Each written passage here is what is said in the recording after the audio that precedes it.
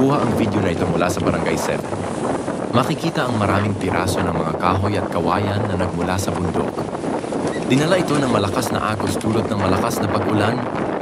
Makikita ang malalakas na alon sanhi ng kulyada at nakalipas na bagyo. Kaya't ang mga tao dito ay walang hanap buhay na pangingisda.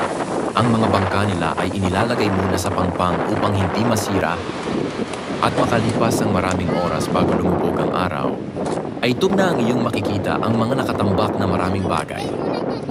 Kinukuha nila dito ang maaaring mapakinabangan. Mga piraso ng kahoy na maaaring igatong o pwede pang gamitin sa bahay.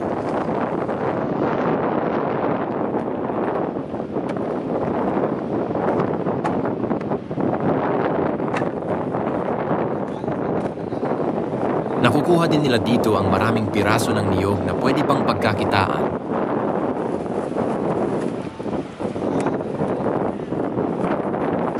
Karamihan sa mga niyog na nakukuha nila ay ganito ang ginagawa upang pagkakitaan. Ginagawa nila itong kopra para ibenta. Ito talaga. Sipag at tiyaga lamang naman ang kailangan para sa paghahakot ng mga mapapakinabangan upang hindi nabilhin ang mga ganitong libreng bagay. Pero ang mga maraming mangingisda na nakatira dito ang sadyang apektado.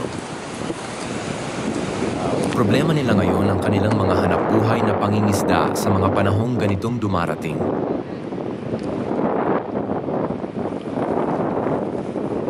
Please follow and share. Ilalapit ko.